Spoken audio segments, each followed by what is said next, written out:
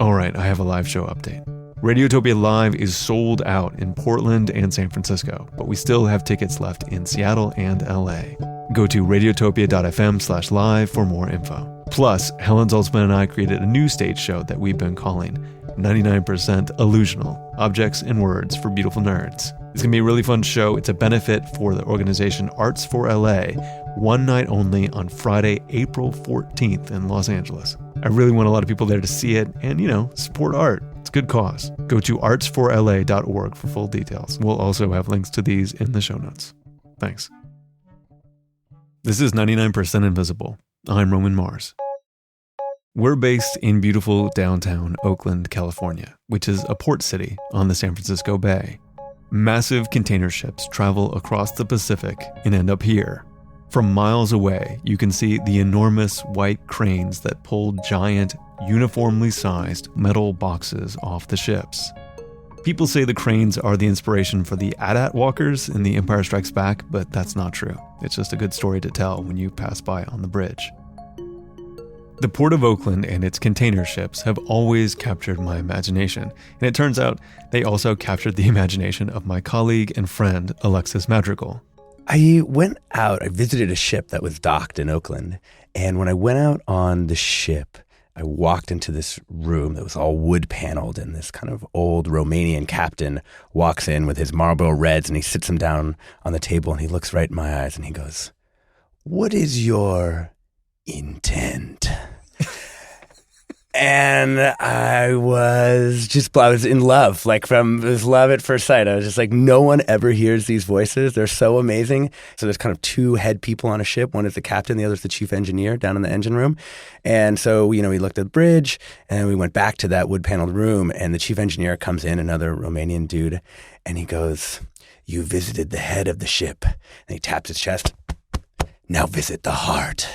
And he takes us down into the engine room, where these wrenches that are 5 feet tall. And I really could not imagine not doing a series of stories after that. And I went home and I had some wine, and I was drunk tweeting about how amazing would it be to just tell the stories of all these people in the supply chain. And that's what happened. Alexis decided to embark on an 8-part series called Containers, about how the shipping container has changed the global economy. We're going to feature one of the stories from that series on the show today, but first, I wanted to talk a little with Alexis about what the world was like before the container, so before the 1970s or so, starting with the ports. So if you want to think about what a port was like in the old days, go just look at the piers. Look at how they're shaped. They're these long kind of fingers coming off of the shoreline. Well, the ships would have pulled up into what those are called finger piers. And then they would have unloaded their stuff. There would have been all these hundreds of people running around, and they would have unloaded their stuff directly onto those piers, which would have then gone into cargo sheds. So you've got guys working winches, kind of like little mini cranes on the boats, and you've got all the stuff sort of stored inside the hull of the ship. That was the container. They're dropping it onto the docks. Other people are forklifting it around. Trucks are pulling up. There's all these crews running everywhere. And so the notion of the docks, like the waterfront, this sort of charismatic place that I think lots of people know and understand, it's because there were all these people from all over the world, and the goods themselves, literally the stuff coming from all these places, is visible to your view. So you can smell the coffee. When the spice ships come in, you'd smell the cardamom. When there was something that was disgusting, like hides that was being worked, you'd smell green hides being handled by people. You would have seen big rolls of newsprint moving around, right? The way the world worked was actually sort of exposed to you before it got re-put into factories and products and all these things. And so it was actually this incredible sight. I had an old longshoreman, graduated high school, but only high school. And he said, there was an entire education about the way the world worked just looking at the goods that were sitting on the docks. When people started shipping things in containers, goods could be loaded and offloaded more easily. The containers full of stuff could go directly from the ship onto trucks and trains, and everything was standardized all over the world. Containers eliminated a lot of inefficiencies from the system, and ports have completely changed. Ports now are these long, flat berths. The ships come in, they dock, and then, these largely white container cranes drop over them. Those cranes are really a wild thing when you think about it. The reason their necks are so long, that's called the boom, is because the ships are so wide, and they go out over the whole ship, and then a little person in a little cab goes out all the way across the ship, and they look down through their legs. They drop this thing called a spreader onto these 4 locking mechanisms on the box. They pull it up, they bring it, they drop it onto a sort of intermediate truck that takes it into the holding yard. Then a drayage truck comes in, drives through West Oakland, spraying diesel all over the community, and then takes it out to a distribution center in Tracy or wherever it is, and that's kind of a pretty normal flow. But containers didn't just have an effect on ports. They had an effect on port cities all over the world, Oakland included. Because absolutely everything about the way that cities work and global trade works was changed by the system of containerization, not just the box, but everything that went along with it. The locking mechanisms, the operations of the yard, the ships that had to be developed in order to carry more containers. And it basically, one way that I've thought about it is there were computers before and there was networking before, but then there was this thing called Internet Protocol that allowed packets to be moved around no matter what was inside them. And that allows for this explosion of networking. That's essentially what containers do for stuff. You can just put any X thing into a box and it can go to any port. And as I was reading this sort of defining work on this process of containerization called The Box by a guy named Mark Levinson, who's in the series, there's this huge role for Oakland. For most intents and purposes, Sealand is the first major container shipping company. They really get their explosive growth because of the Vietnam War, shipping things from Oakland to Vietnam. And that was so fascinating to me, particularly because almost immediately they go to Vietnam to a container port built in Cam Ranh Bay, and then they start going back by Japan. And as they go back by Japan, they pick up cheap electronics and then come back to California and start selling them. And that becomes this dominant mode of trade in the world, and it literally reshapes the world economy. And it's coming from these 3, cranes that are sitting over there, still sitting there unused in the Port of Oakland. And I just thought, how is this not a better known story? After you got started, after talking to your Romanian captain and drunk tweeting, what were you most surprised by when you started doing the story? I think there's really 2 things. One is the incredible effect that containerization had on cities and that continues to have on cities. The first wave of containerization wipes out so many jobs in urban America and urban coastal America.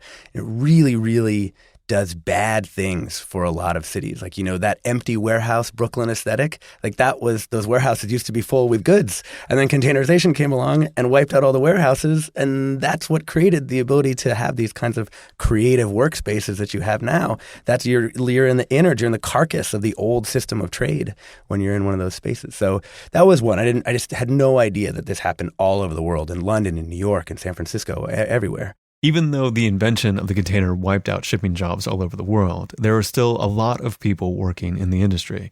What those people do and whether they will be able to hold onto their jobs as the shipping industry continues to change is what Alexis explores in episode 3 of Containers. You have all these people out there whose jobs are linked in one way or another to things made around the world. And most of them tend to be in places like California, Virginia, New York, these big coastal ports. And their jobs and what those jobs are. I had no idea. What is it to work in a warehouse? What is it to work on a tugboat? What is it to work in a port? There are no stories about these things ever. And so the takeaway for me is maybe a sort of a collage of all these different work experiences and trying to get the texture of those lives and how those people see the world. It's kind of like the point of Containers. This is episode 3 of Containers, called The Ships, the Tugs, and the Port. Here's Alexis Madrigal. You meet a lot of tough people near the docks. Intense captains, burly longshoremen, salty skippers, rugged old-timers. But I want you to meet the most hardcore person I've met during my time reporting on the waterfront. And I thought to myself, well, I'll go in this career, in this industry, and kind of see what happens. Not thinking that this is my dream to grow up and be a ship's captain. This is Lynn Korwatch. She became the first female captain of an American cargo ship under remarkable circumstances. And during those first years, I had the opportunity to sail initially as a maid on an oil tanker and was in Southern California when a tanker blew up and said, oh, man, maybe this is really not the gig that I want. So she joined the Master Mates and Pilots Union and began sailing on all kinds of ships around the world. I quickly kind of decided that, going to places like the Far East and South America was a little bit more of a challenge. In the 1970s and early 80s, they had never seen women on ships. Every time she entered a port, she had to explain to skeptical dock workers that she wasn't the captain's wife and that the men had to listen to her. It was tough work. So she decided to try to work her way up at the American shipping line Matson, which ran and still runs ships from Oakland to Hawaii and back. I had the opportunity over the years to advance to the chief mate's position at Matson. They were very, good to me. And when an opportunity came up to be promoted on a temporary basis to captain, one didn't turn it down. Yeah, of course not. Why would you? You never knew when that opportunity was going to come along again. Only one hitch. So despite the fact that I was 8 months pregnant. And there's no doctor on board a container ship, let alone an OB or a midwife or a doula. I said, gosh, I think I got to do this. And, as you can appreciate, being pregnant is not a handicap or, something that should limit your opportunities. It's just something that happens and you kind of carry on with life. So that's what happened. I was 8 months pregnant, probably more than 8 months pregnant, and said, yes, let's go. What was your plan if you'd gone into labor? It was kind of funny because my chief mate at the time had recently delivered his own baby in his car. So he was delighted with the idea that, oh man, I get to do this and won't that be really fun? Needless to say, it didn't turn into a reality. But what did kind of complicate the situation was after I got off the ship, about 5 days later, I did go into labor and found out that, unbeknownst to me, that my son was breech. That means feet first, which makes for substantially more dangerous labor. So should I have gone into labor on the ship, it would have been a much bigger challenge than I think any of us ever anticipated. That's who Lynn Korwatch is. A down-to-earth, groundbreaking woman in the field of shipping and a longtime part of the Bay's maritime economy. She's respected by all for her toughness and intelligence. Her track record made her a natural fit to become the head of the San Francisco Marine Exchange, which may be the oldest institution in all of California. So the Marine Exchange is an organization that was founded back in 1849 to really kind of track and monitor ships as they arrived in San Francisco Bay. We put the telegraph up on Telegraph Hill in order to communicate that information down to our maritime partners. We had several relay stations around the bay, and primarily, we were moving that information around. There was a trading floor so that when we passed this information down to our membership, they were trading commodities right then and there on the floor. They knew that this ship had been coming from South America or from the East Coast or from China because that would be passed through semaphore or through flags. It's not a stretch to say that San Francisco and all the surrounding towns exist, basically, because the Bay had a good port. San Francisco became a part of the global archipelago of important cities. The waterfront area along the Embarcadero was where those breakbulk ships came. And that's really, where I think the economy of San Francisco grew and grew and grew. Nowadays, the Marine Exchange knits together the many different pieces of the current maritime economy. They're the honest broker that everyone works with to address stuff like safety and trade, stuff like that. Our mission really hasn't changed. We do exactly the same thing. We don't control ships. We don't direct ships. We monitor the ships because we do have management, part of our organization, as well as labor. We have become somewhat of a neutral provider for services. And one of those services is that they publish a book that kind of inspired this entire series that you're listening to. It lists all the businesses that ply the waters. Anchors, chains, and deck fitting, barging, boating services, boilers, and water treatment. It's not the kind of book you see much anymore. It's spiral bound with lots of tabs.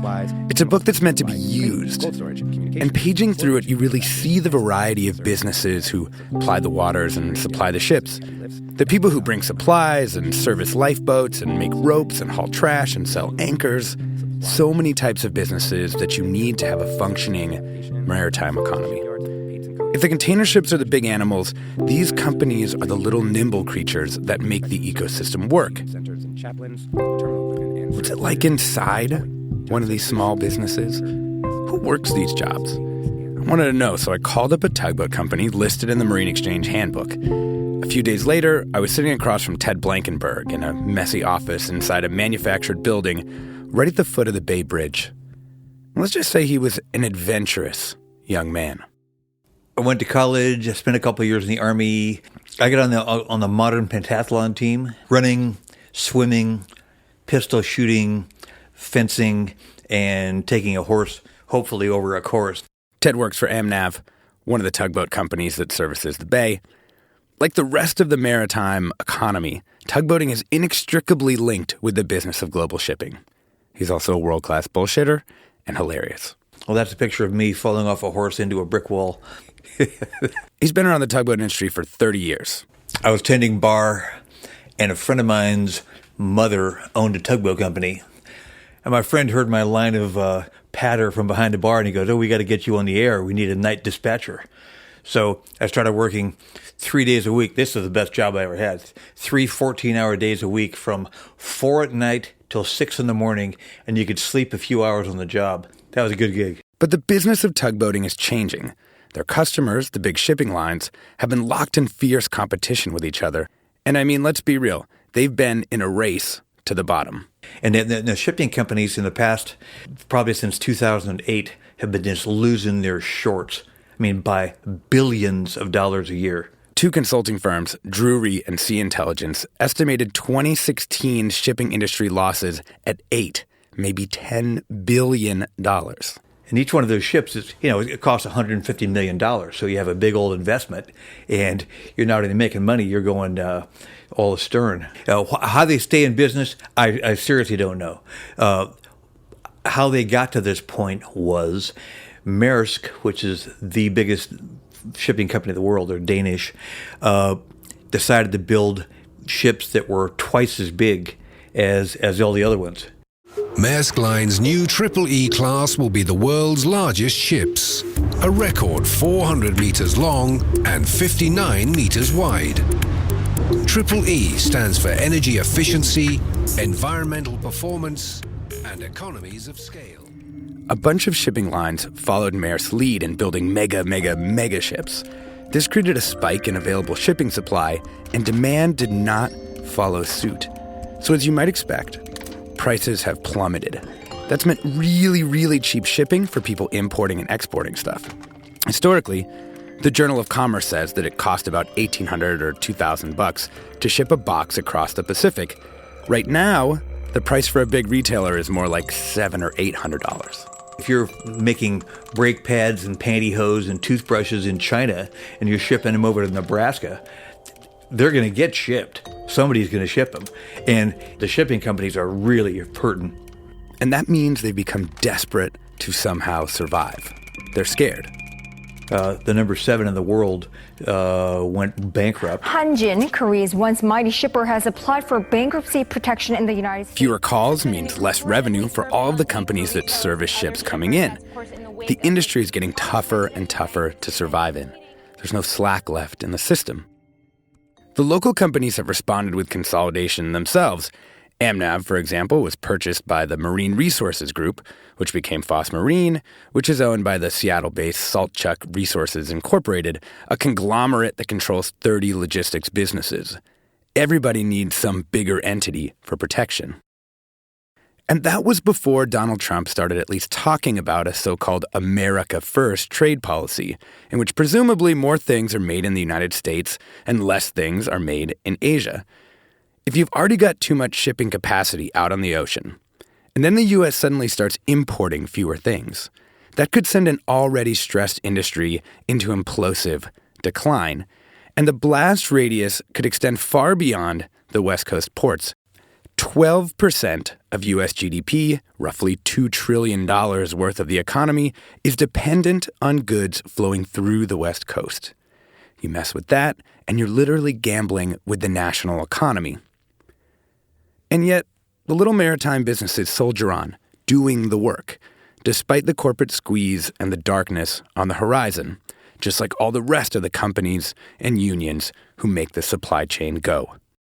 Every time a ship comes in, it's like putting on a wedding. I mean, you've got a myriad of details, and you forget one, and it's just awful. You gotta notify the Coast Guard and order up longshore gangs to unload ships and line handlers to tie the big boat up. You need tugboats and a bar pilot to pilot the cargo ship into the bay, directing the movements of the tugs. The ship shows up 12 miles west of the Golden Gate Bridge. A pilot will board and take it into the bay all the way to its berth.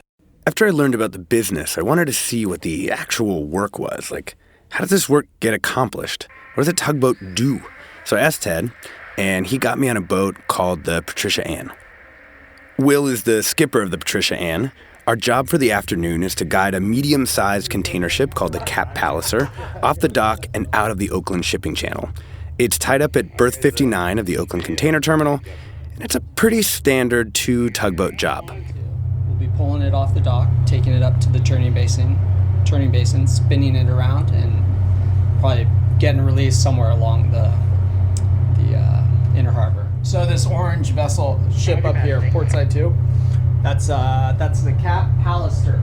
Though it's not a large ship by the standards of the industry, it is enormous by any other standard. We cruise past the Cap Palliser and Will snuggles the tug up against the dock to await orders. Waiting for the call, we look out at the big Oakland International Container Terminal, one of the busiest terminals on the West Coast. There's stacks of boxes bearing the names of the big shipping lines: Maersk, MSC, CMA, CGM, APL, Costco. It used to be that individual lines operated ships and their own terminals. Now, what are called stevedoring companies run these places, leasing the land from the Port of Oakland and servicing a bunch of different ship lines. This particular one is run by SSA, Stevedoring Services of America. The guys unloading the ships are all members of ILWU, the Longshore Union. What we're looking out at is a huge and highly diverse slice of the working class. Calling tugs for the Cap Palliser, 50 Charlie. 50 Charlie, Revolution, afternoon. And Patty Ann, good afternoon. Afternoon, guys. Happy New Year. It's go 77. 77 now. 77. Verify your slide out. And Patty, so when we do the turn, we'll have you push it on the port bow, and once we make our The turn, first step is to hitch ourselves to the ship. We have a line on our tug that attaches to a line on the ship, and whether the tug is pushing or pulling the container ship, the tug stays attached on these ropes. These lines are very, very strong. I mean, they're partially woven out of Kevlar. Once this line gets up, we'll receive a signal, and then what I'll do is I'll come back and push on the side of the ship so that they can take in their lines, and the ship will still be pressed up. We're pressed up against the container ship when the longshoremen release the lines on shore. Our tugs are there to keep the ship from bobbing around until we're ready to pull it off the dock. You often see tugboats in this position, pressed up at a 90-degree angle to the ships they're about to work. Now it's time to start pulling the Cap Palliser off the dock. Hey, Patty, away easy. Easy away, Patty. Rev away easy. Where is it now? It happens almost imperceptibly. The ship is so huge, and it moves so slowly and smoothly, and the tug crew is so calm that I was not actually sure what was going on. That thing right now? We're pulling. So we're pulling 13 tons on that thing. Now that we've got the ship off the dock, we power down to what's called the turning basin. It's a wide area of the shipping channel where we'll spin the container ship so it's turned around to exit the bay into the Pacific Ocean. We'll be pushing from one side, and another tugboat will be pushing from the other side of this massive ship, causing it to spin like a revolving door. Hey, Rev. Stern to port easy. Easy aboard. Hey, Patty. Easy toward. Easy toward, Patty. It's an incredible moment, being right up against this thing. I expected it to crunch more or something, to really feel like we were muscling it, but it doesn't. There's no sound of metal straining. The tugboat hardly seems to move. The water simply parts, and the wall of metal looming above us rotates. The last task will be to ride alongside the ship as we head out. The tugs act as brakes, so the big ship doesn't get going too fast. We're going alongside right now, so most of these ships, they're like, if you put it in terms of a car, their first gear is like 8 knots or 9 knots, right? Though that's only 9 or 10 miles per hour, that kind of speed in a narrow shipping channel can rock the other ships alongside the dock, damaging them. So the tugs drag backwards on their lines. Patty, stop and drag. Stop and drag, Patty, yeah. We're finally given our release to go home. It's time to take our line in. Okay, Patty, ready to take it in now? Yep, we're getting under it right now. All in, the move takes a couple of hours, though most of the action takes place in just a few moments. Soon, we're back at the dock. The trucks had begun streaming in to pick up containers from another big ship that had come to shore. While bigger ships mean less business for the tugboats, it also puts pressure on the truckers. As a whole, they need to pick up more boxes, and they still only have the same amount of time, about 4 days, to clear the containers out of the terminal. That creates a bigger trucker demand spike, causing congestion around the port. In other words, fewer bigger ships makes the water too empty and the land too crowded.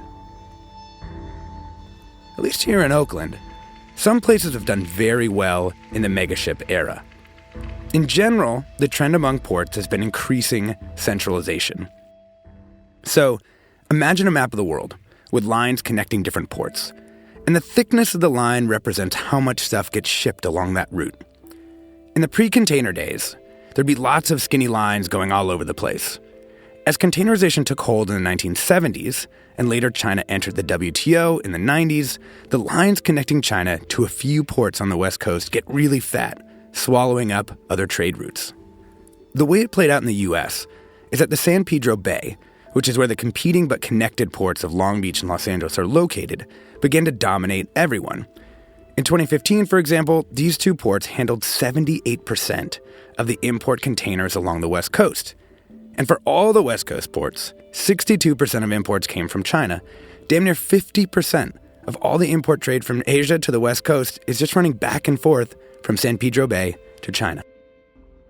I ended up talking all this over in a conversation with Tim Wong, a Berkeley-educated lawyer and local polymath who published The Container Guide, a wonderful little book on the shipping industry disguised as a dockside companion to spotting boxes. In ports, as in ships, he said, everything has become about size and efficiency. Can you get big enough to stay alive and keep your whole maritime business ecosystem healthy? Oakland was able to survive for a period of time, but as technology gets better, the cost of choosing one port or another on the western seaboard, right, they all become a commodity.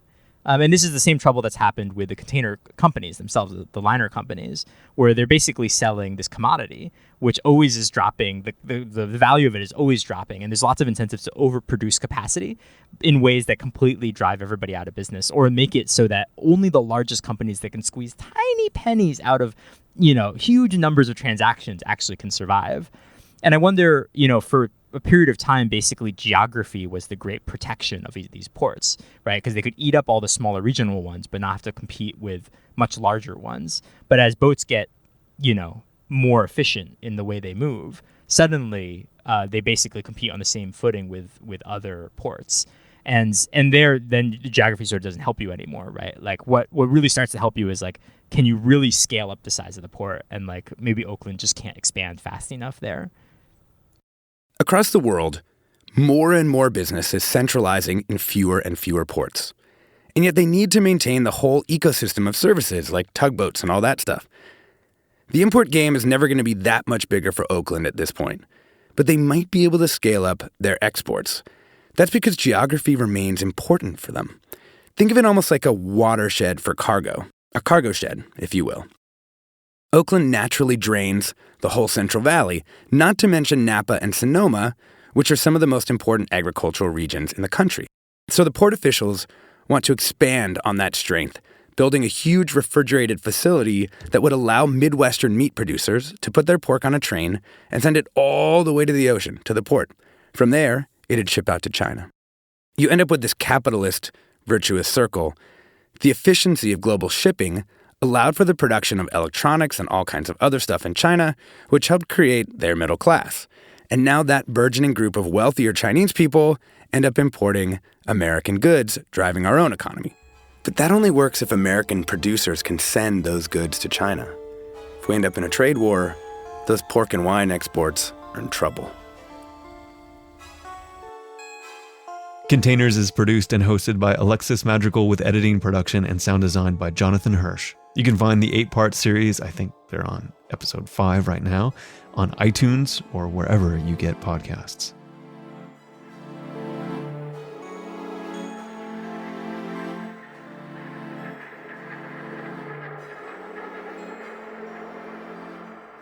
"99% Invisible" is Avery Trufelman, Katie Mingle, Kurt Kolstad, Taryn Mazza, Delaney Hall, Sharif Youssef, Emmett Fitzgerald, Sean Real, and me, Roman Mars. We are a project of 91.7 KALW in San Francisco and produced on Radio Row in beautiful downtown Oakland, California. Support for 99% Invisible is provided by Blue Apron. Blue Apron is the #1 fresh ingredient and recipe delivery service in the country, with good reason, because it really is life-changing. I've never had the skill or patience to cook, but Blue Apron makes it easy and rewarding. My family eats better food with better ingredients, and the kids have become more adventurous eaters. I put food in front of the kids they've never heard of before, but because they've had consistently delicious meals from Blue Apron week in, week out for months, they try everything. You're going to love it. Check out this week's menu and get your first 3 meals free with free shipping by going to blueapron.com/99. You will love how good it feels and tastes to create incredible home-cooked meals with Blue Apron. So don't wait. That's blueapron.com/99. Blue Apron, a better way to cook.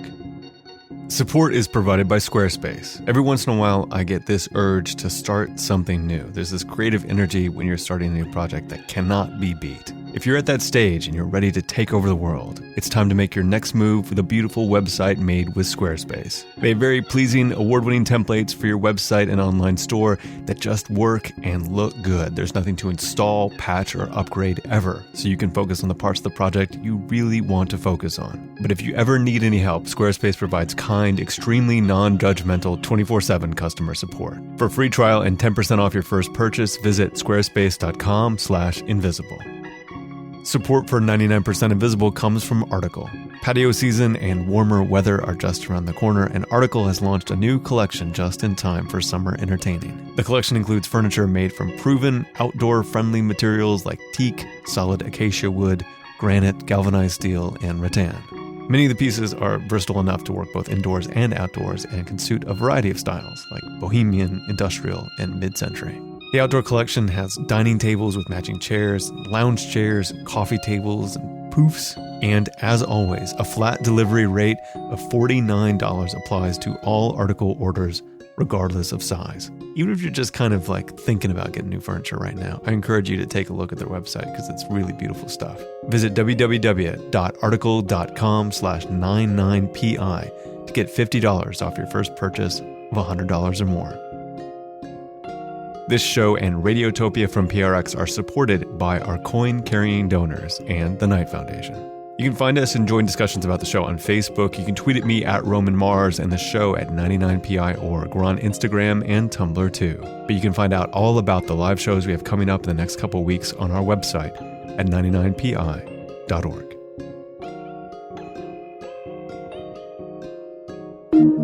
Radiotopia.